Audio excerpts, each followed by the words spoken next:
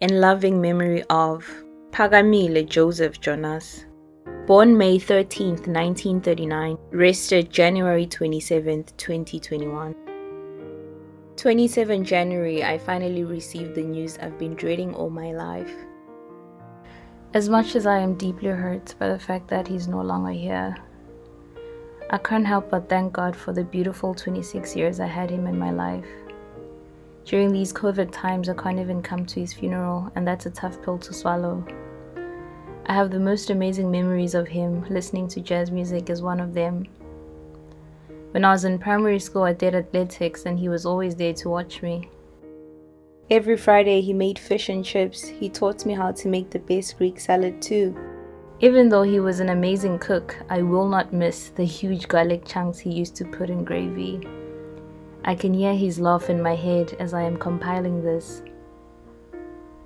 I remember he taught me how to draw and helped me a lot with my Afrikaans homework. When I was working at Cotton On, Mall of Africa, I moved in with my grandparents again because it was closer. I was so spoiled. My grandmother would wake me up once the water was already poured and ready for me to bath. While I'm bathing, my grandfather would be packing me lunch. When I came back around 9 p.m., my grandfather would be waiting for me at the gate in his crutches to make sure I was safe. Imagine, at 80 years old. I literally saw him every weekend when I still lived in South Africa. And when I got there, I knew I'd find him sitting on his sofa, reading his Bible and making notes.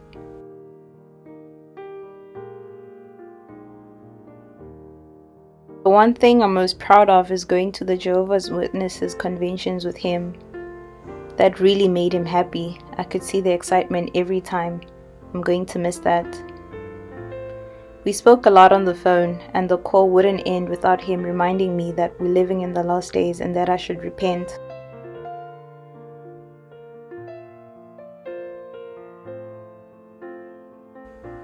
The one thing he said that pulled my heartstrings was, I always pray for you and everyone to find the truth and come back to Jehovah. He dedicated the rest of his days on earth speaking about God and praising Him. I am sure Jehovah is proud of him, and I hope Jehovah will wake him up when the dead are risen. During one of our last conversations, I asked him if he feared dying, and he boldly said no. He said if you're afraid of dying, you need to fix your relationship with Jehovah. That was comforting to know he wasn't afraid, as his health was deteriorating rapidly, and I know he's truly at peace. I remember driving him to the doctor, and we found out that he had prostate cancer. This was extremely saddening news. He handled the news better than I did. My grandfather was 81 and could still read, write, buy data, load airtime, video call me, really tech savvy and smart. With tearful eyes, we watched him suffer and saw him slowly fade away. Although we loved him dearly, we could not make him stay. A golden heart stopped beating, hard-working hands put to rest. The fact that he is no longer in pain is comforting.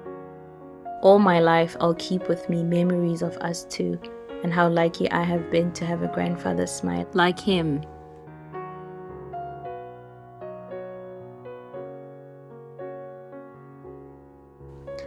I can no longer see him with my eyes or touch him with my hands, but I will feel him in my heart.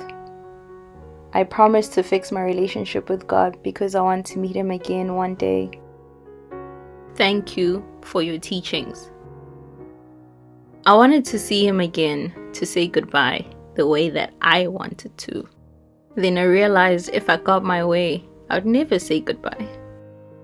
Even though he was a reserved, quiet man, his silence could speak volumes. The warmth of his grace said, I love you.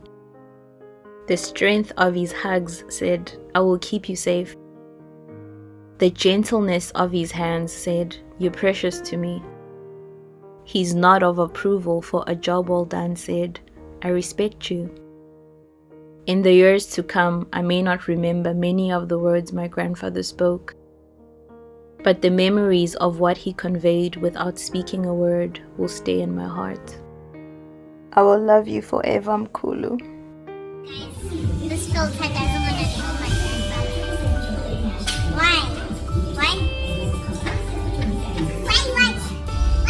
Ndijonga phezulu ndizama ukubamba inyembezi zingehle emehlweni yam ngoba ubunzima sijongene nabo masizive sifumana amandla ukulila kwam kukubhala kwam ingoma ngexesha elifanelekileyo bonke amadolo andiphakameleyo asezogotywa phambi kwam.